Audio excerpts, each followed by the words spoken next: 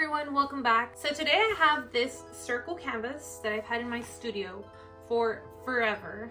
It's been 84 years. So I'm making this video to finally put it out of its misery. But this pillowcase has also been tumbling around my house, my life, for a really long time. It's been 84 years. And I lost its companion pillowcase and the matching sheets. So I thought, what a great combination to try. And with Halloween coming up and how much I love making ghost paintings, I'm thinking this could be a really great duo for a ghost painting challenge. So first, I had to figure out how to get the pillow sheet on the canvas itself. And the most straightforward thing that came to mind was to just stick the canvas into the pillowcase and twist it around the back as tight as I could, and then just staple the heck out of it. So that's what I did.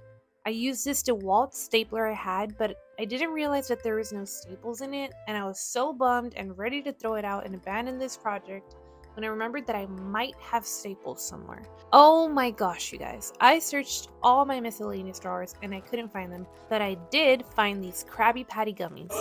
One Krabby Patty, please! And so I had one while I searched, and then I ended up having to drive to Home Depot to get staples anyway. Boo. Anyway, so I had my stapler with the staples in it, and I stapled the pillowcase all the way around the canvas edge, and I cut off the excess fabric. Then I started the fun part, sketching and painting.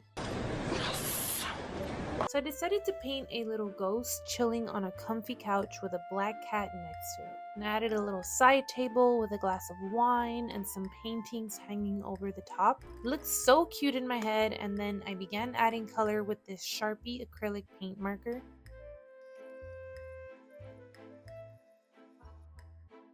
Next, I really wanted to try this Posca brush tip marker that I love and always use in other projects, but because of the fabric of this pillowcase, it was going to take a lot of coats to achieve good coverage, so I ended up going with good old acrylic paint.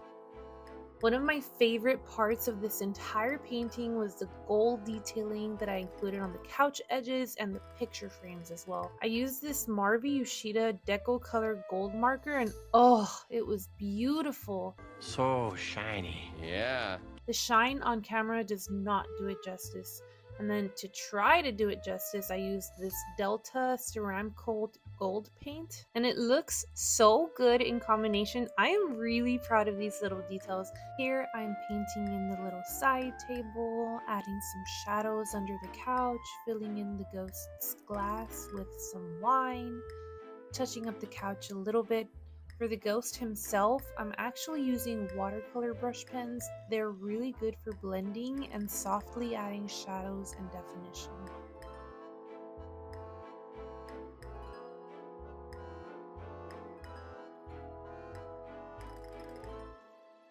And I really like to make my ghost paintings cute and overall positive / happy, so I decided to make the paintings in the picture frames just that. The one on the left is a couple of ghosts, hand in hand, running away in a field. I don't know, that's just what came out of me. And the one on the right, I declare that it is the ghost on the couch's grandfather, whom he inherited this lovely apartment from. So with that, the last thing I did was tidy up the backside of the canvas, signed, and voila! Here is the result. I finally gave this circle canvas a purpose, a use, some character, some meaning. I know it's September, but man, I love Halloween time, and I especially love creating Halloween art. I hope this video inspired you to make some Halloween art of your own. Get crafty, get weird. I love hearing your thoughts and opinions, so go ahead and drop those in the comments. And don't forget to like this video because it helps me so much to continue to create art and content for you all. See you all in the next one. Bye!